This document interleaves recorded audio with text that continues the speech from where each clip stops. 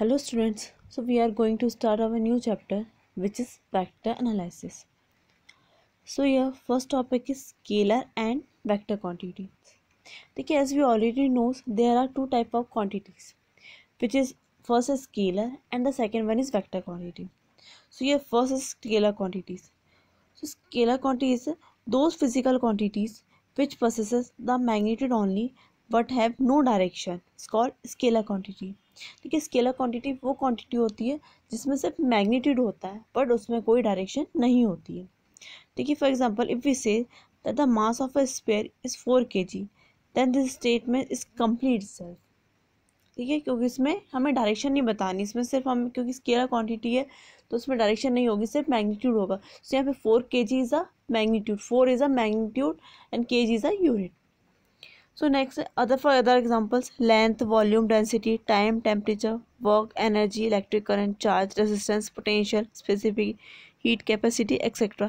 are the scalar quantities. देखिए scalar quantities are also called scalars.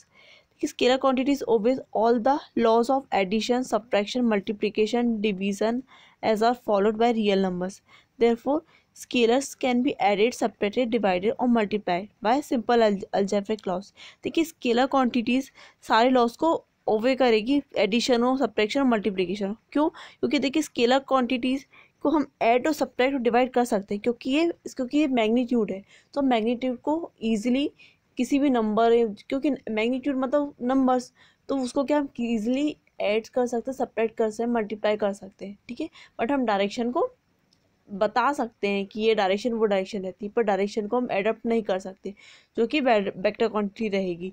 Scalar quantity को हम add भी कर सकते हैं, सब्ट्रैक्ट भी कर सकते हैं क्योंकि उसमें क्या मैग्नीट्यूड होता है. ओके, सो नेक्स्ट है vector quantities. So those physical quantities which possesses both the magnitude and direction are called vector quantities. देखिए वेक्टर क्वांटिटीज वो क्वांटिटीज होती है जिसमें मैग्नीट्यूड और डायरेक्शन दोनों होता है. ओके, स्केलर में सिर्फ मैग्नीट्यूड होता है. For example if we say that a force of 5 newton is acting on a body then इस statement is incomplete.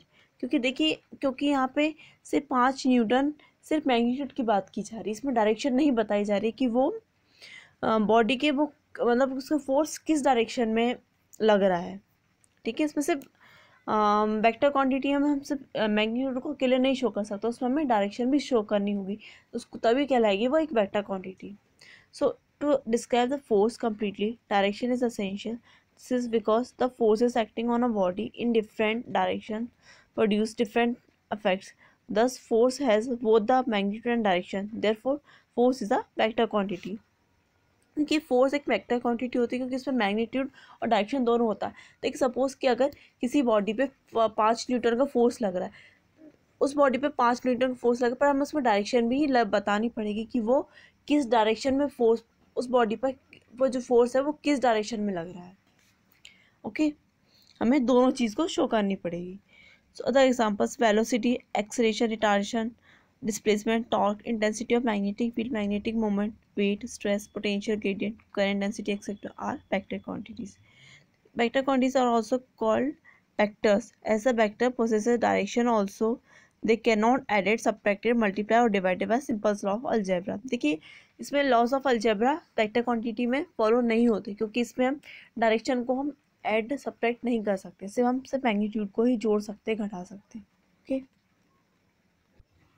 So next है representation of a vector. Vector को हम कैसे रिप्रेजेंट करते हैं कि a vector has both magnitude and direction. A vector is represented by line segment with an arrow. The length of the line segment represent the magnitude of the vector on a proper scale and the arrowhead points in the direction of the vector.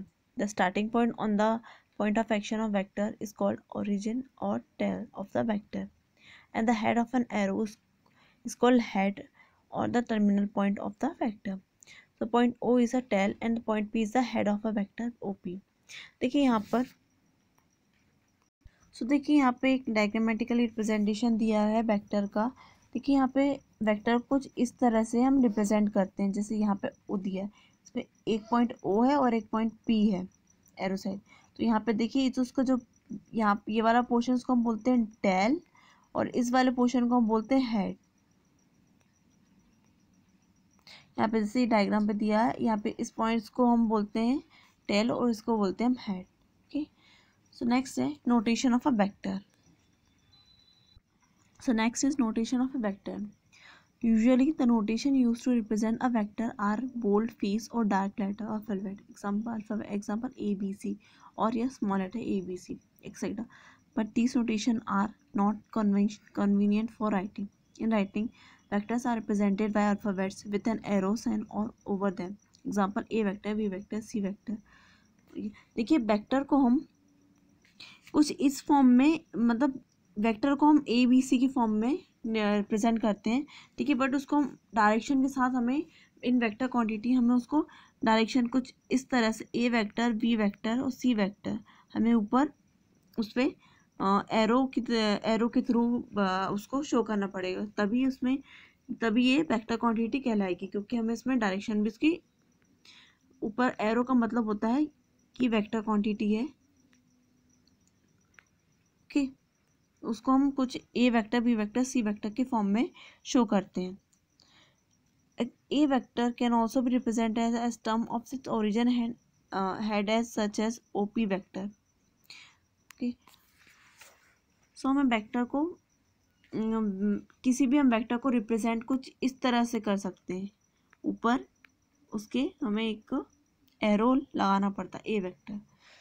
ठीक है, next is modulus of vector. A positive number representing the magnitude of a vector is called its modulus. The modulus of vector A vector is represented as mod of A vector or modulus of A vector और by italic letter A. देखिए हम modulus of vector को हम कुछ इस तरह से represent करेंगे, ए वेक्टर इसकी डायरेक्शन और ये उसका मैग्नीट्यूड, इसका मॉड. ठीक है, सो नेक्स्ट है types of vector. First are equal vectors. Two vectors having the same magnitude and acting along the same direction are called equal vectors. देखिए इक्वल वेक्टर्स क्या होता है, वो दो वेक्टर होते हैं जिसका जो मैग्नीट्यूड सेम रहता है और उनकी वो डायरेक्शन भी क्या रहती है, सेम रहती है, उसको हम बोलते हैं equal magnitude, equal vectors. Okay, for two vectors A vector and B vectors to be equal the essential condition are. ठीक है, एसेंशियल उसकी कंडीशन क्या होगी, their magnitude must be equal, that is A vector mod of equal to B vector. ये क्या होना चाहिए, आपस में इक्वल होना चाहिए. ठीक है, they must be acting in the same direction, उनकी डायरेक्शन, उन दो वेक्टर्स की डायरेक्शन भी क्या सेम होनी चाहिए. ओके, कुछ इस तरह से यहाँ पे देखिए दोनों मैग्नीट्यूड की डायरेक्शन क्या सेम है. और एक क्या, दे मस्ट बी पैरेलल, वो दोनों आपस में एक दूसरे से पैरेलल होने चाहिए, कुछ इस तरह से. देखिए ये दो क्या आपस में पैरेलल है, तो उसको हम बोलेंगे इक्वल वेक्टर्स. ठीक है, for two vectors to be equal it is not necessary that their origin should also be same. देखिए ज़रूरी नहीं इनका ओरिजिन सेम होना चाहिए. देखिए यहाँ पे इक्वल वेक्टर को कुछ ऐसा भी हो सकता है. देखिए आपस में पैरेलल है और दोनों की डायरेक्शन सेम है, पर ओरिजिन देखिए यहाँ पे ये इधर से स्टार्ट हुआ तो ये इधर से हुआ, दोनों का ओरिजिन पॉइंट अलग अलग है. ओके, उसको हम बोलते हैं इक्वल वेक्टर्स. नेक्स्ट है negative vector, opposite vectors. Two vectors are said to be negative vectors if their magnitudes are equal but they act in opposite direction. देखिए नेगेटिव वेक्टर क्या होता है कि इनका मैग्नीट्यूड इक्वल होगा, ठीक है, बट इनकी जो डायरेक्शन क्या रहेगी, अपोजिट रहेगी. ओके, द नेगेटिव और opposite vectors, A vector is represented by a. देखिए यहाँ पे ए वेक्टर है वो कुछ माइनस ए वेक्टर के साथ रिप्रेजेंट होगा. क्यों, क्योंकि देखिए इन दोनों की जो नेगेटिव साइन है वो क्या शो करता है कि इनकी डायरेक्शन क्या अपोजिट है.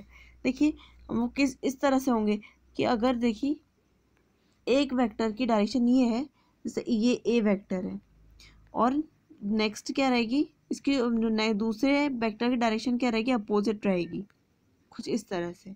ठीक है, उसको हम बोलते हैं नेगेटिव वेक्टर. इनका मैग्नीट्यूड तो सेम रहेगा पर इनकी क्या रहेगी, डायरेक्शन अपोजिट रहेगी, उसको हम बोलते हैं नेगेटिव वेक्टर या opposite vector. So your next is position vector. It is convenient to locate the position of a vector in space with respect to a fixed point called origin. देखिए यहाँ पर position vector में देखिए यहाँ पे जो point किसी भी पार्टिकल की पोजीशन को लोकेट करने के लिए हमें उसके ओरिजिन से ठीक है, उसके ओरिजिन के रिस्पेक्ट में लेंगे। देखिए किसी भी पार्टिकल की पोजीशन हम उसके ओरिजिन के रिस्पेक्ट में लेंगे, और यहाँ पे देखिए ओरिजिन क्या रहेगा, फिक्स रहेगा। So let O be the origin and P be the position of the particle at a given instant of time. If we join and put arrow at p, then OP vector is called the position vector of the particle. Thus that vector is called the position vector, which gives a position of a particle with respect to origin at a given instant. देखिए किसी भी particle की position उसके origin के respect में show करता है, उसको हम बोलते हैं पोजीशन वेक्टर। सो यहाँ पे उसको डायग्रामेटिकली रिप्रेजेंट किया गया है। देखिए द एक्स वाई जेड, और यहाँ पे देखिए पॉइंट पी है एंड दिस द ओरिजिन। देखिए ओ से लेके पी के बीच में जो जो डिस्टेंस आर वेक्टर उसको हम बोलते हैं पोजीशन वेक्टर। यहाँ पे आर वेक्टर क्या है, पोजीशन वेक्टर। ओ से लेके पी तक के बीच में जो डिस्टेंस है उसको हम बोलते हैं पोजीशन वेक्टर, आर वेक्टर। मतलब उसकी ओरिजिन, किसी पार्टिकल का डिस्टेंस के ओरिजिन से के रिस्पेक्ट में लिया रहता है, उसको हम बोलते हैं पोजीशन वेक्टर। नेक्स्ट है displacement vector. Let p and p dash be the position of a particle at a time t and t dash respectively. Then p dash vector is called as a displacement vector. Therefore, the vector which gives a displacement of a moving particle in given interval time is known as displacement vector. देखिए कोई भी particle, देखिए जो vector हमें displacement देता है एक point से दूसरे पॉइंट में जाने के लिए ना गिवन इंटरवल ऑफ टाइम, उसको हम बोलते हैं डिस्प्लेसमेंट वेक्टर। तो ये कोई भी ऑब्जेक्ट एक पॉइंट से दूसरे पॉइंट पे जाने के लिए डिस्टेंस ट्रेवल करता है, उसको हम बोलते हैं डिस्प्लेसमेंट ना given interval of time. So next है polar vector. These are the vectors which have a fixed starting point or a point of application. For example, fixed force या displacement etc. देखिए पोलर वेक्टर वो vector होते हैं जिसमें जो starting point है वो फिक्स रहता है, ठीक है, फिक्स रहेगा, उसको हम बोलते हैं पोलर वेक्टर। नेक्स्ट है एक्सियल वेक्टर्स। देखिए there are the vectors which represent rotational effect and act along the axis of rotation according to the right hand screw rule. For example angular velocity, torque and angular momentum etcetera. देखिए axial vector क्या होता है, जो हमें के rotational effect show करता है, ठीक है, on the axis of rotation, उसको हम बोलते हैं एक्सिस ऑफ रोटेशन। देखिए यहाँ पर जो देखिए ये जो लाइन है उसको हम बोलते हैं axis of rotation, axial point, axis of rotation. Okay, next है coplanar vector. The vectors which act in the same plane are called coplanar vector. देखिए कोई भी वेक्टर जो भी मतलब कि एक ही सेम प्लेन में ट्रेवल करता है, उसको एक्ट करता है, उसको हम बोलते हैं coplanar vector. Collinear vectors, vectors acting along a straight line और अ